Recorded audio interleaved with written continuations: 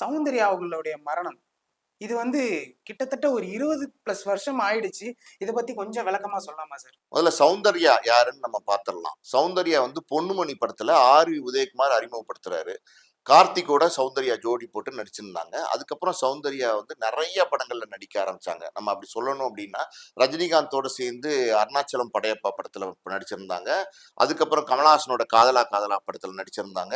அதுக்கப்புறம் விஜயகாந்தோட சேர்ந்து தவசி, சொக்கத்தங்கம் இந்த படத்துல எல்லாம் சௌந்தர்யா நடிச்சாங்க. இது இல்லாம நிறைய படங்கள் முன்னணி கதாநாயகர் எல்லாரோடையும் சேர்ந்து சௌந்தர்யா நடிச்சிருந்தாங்க.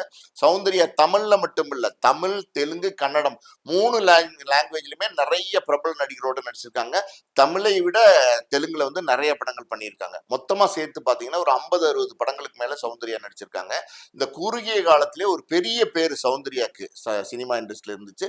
குறிப்பா தமிழ் ரசிகர் வந்து சௌந்தர்யா வந்து கொண்டாட ஆரம்பிச்சாங்க. காரணம் என்னன்னா, ஒரு ஹோம்லியான ஃபேஸ், அதாவது ஒரு எப்படி சொல்றது, சாஃப்டான கேரக்டர்ஸ் ரொம்ப அழகா அருமையா பண்ணுவாங்க எல்லா படத்துலயுமே. நீங்க படையப்பா படத்துல பாத்தீங்கன்னா நீலாம்பரி வந்து ஒரு எக்ஸ்ட்ரீம் பயங்கரமான ஒரு கேரக்டர் பண்ணியிருப்பாங்க. யார்? ரம்யா கிருஷ்ணன். அதுக்கு ஆப்போசிட்டா ரொம்ப சாந்தமான ஒரு பொண்ணு, அதாவது வந்து ஒரு அமைதியான ஒரு கேரக்டர், ஒரு ஹோம்லியான கேரக்டர், ஒரு கிராமத்து பொண்ணு மாதிரி ஒரு பொண்ணு வேணும் போது ஒரு இன்னசென்ட் ஃபேஸ் வேணும். அந்த ஃபேஸ்க்கு யாரை போடலாம்? நிறைய நடிகைகளை வந்து கே.எஸ். ரவிக்குமார் கூப்பிட்டு கூப்பிட்டு பார்த்துருக்காரு. அவருக்கு வந்து கடைசியில் வந்து சௌந்தர்யா நல்லா இருக்கும் அப்படின்னு மனசுல பட்டிருக்கு.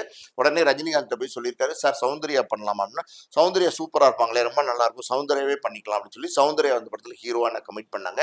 நீங்க அந்த படத்துல பாருங்க, சௌந்தர்யாவோட கேரக்டர் ரொம்ப நல்லா இருக்கும். அதாவது ரஜினியோட பேர் பண்ணியிருப்பாங்க. ஆனா பாருங்க, ஒரு ஆடம்பரம் திமிரு எதுவுமே இல்லாத தன்மையான ஒரு கேரக்டர்.